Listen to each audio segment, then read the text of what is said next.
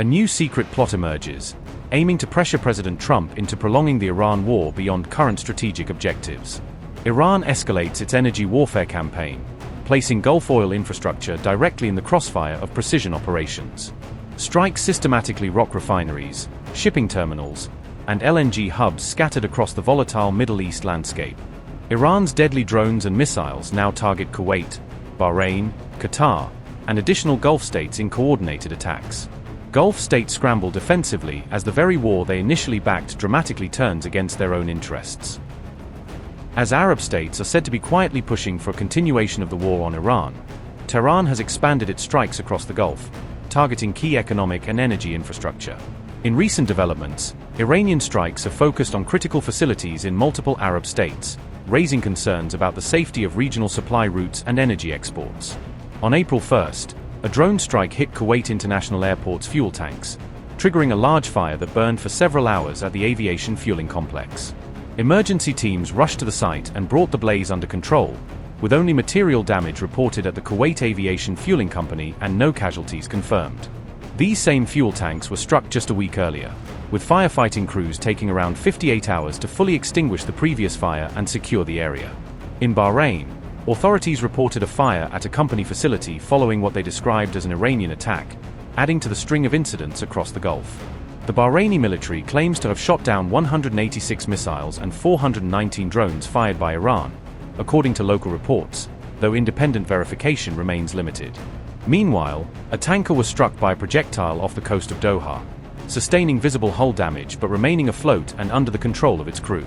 Qatar's defense ministry said the vessel was targeted by 3 cruise missiles launched from Iran, with 2 of them intercepted by air defense systems. The third missile struck the oil tanker, causing structural damage but not leading to an immediate environmental spill, according to initial assessments. As economic infrastructure in the Gulf increasingly comes under fire, regional governments have begun to push back more firmly against Iran's actions. The UAE has imposed new restrictions, barring Iranian nationals from entering or transiting through the country, with only limited exceptions granted. Holders of 10-year golden visas are still permitted entry, though authorities have offered no detailed official comment on the broader policy shift.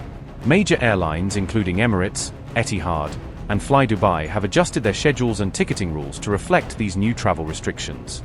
The UAE has also reportedly shut down several long-standing Iranian-linked institutions in Dubai, including schools and community centers.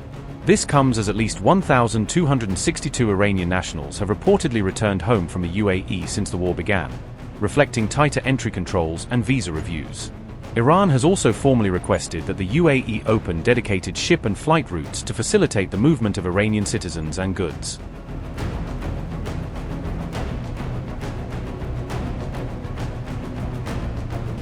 Despite facing sustained pressure from Iran, America's Gulf allies appear to be urging Donald Trump to continue military operations rather than scale them back.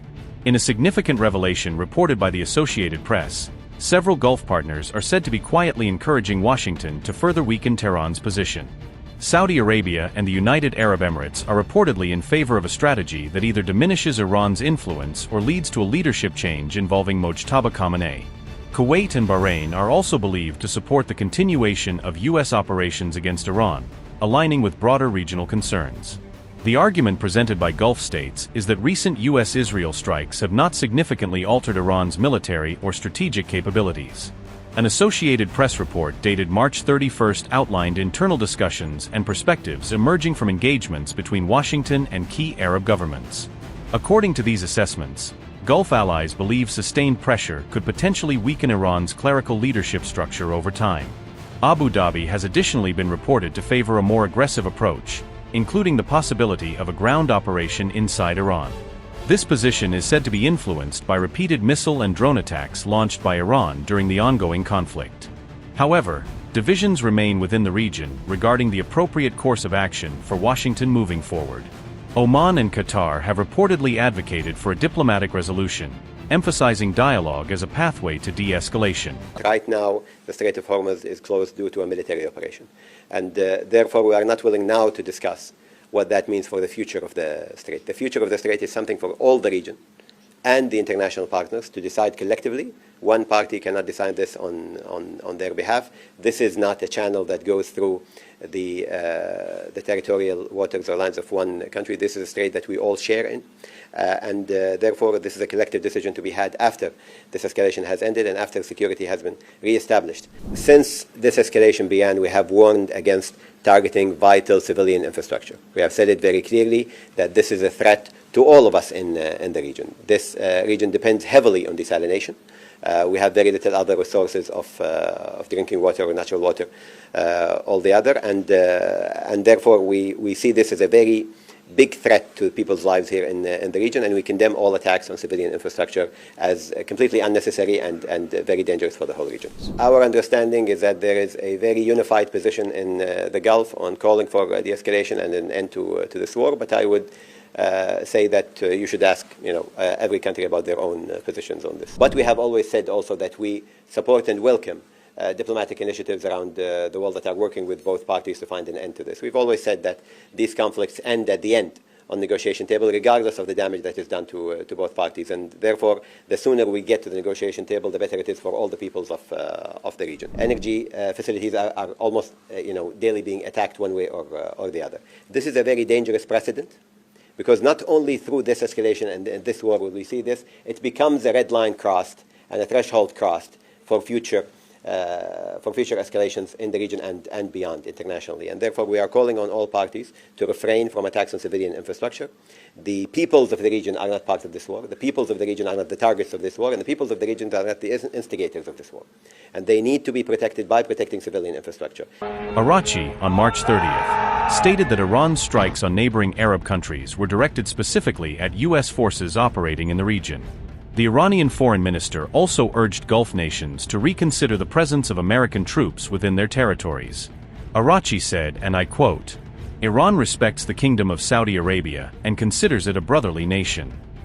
Our operations are aimed at enemy aggressors who have no respect for Arabs or Iranians, nor can provide any security. High time to eject U.S. forces." End quote.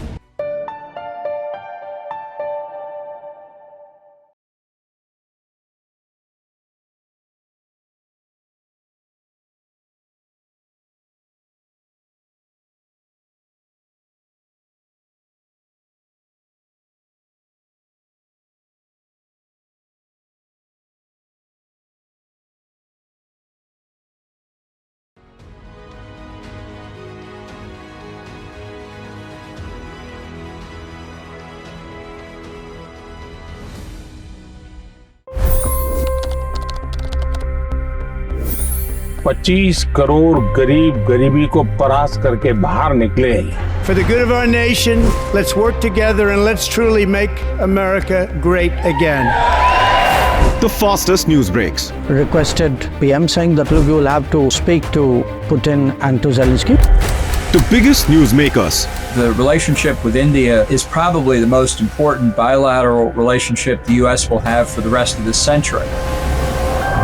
The capital delivered quite an election result today.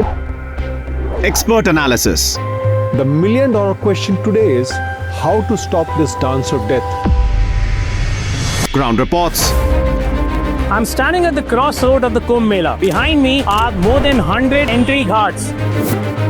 Long-form interviews. Exclusionary politics is reflected in Manipur case as well. You don't bother because this is a small state. Deep dive into burning issues. It's often said DRC could be the richest country in the whole world. It's because of what sits underneath. Why exactly did the US topple the Sheikh Hasina government?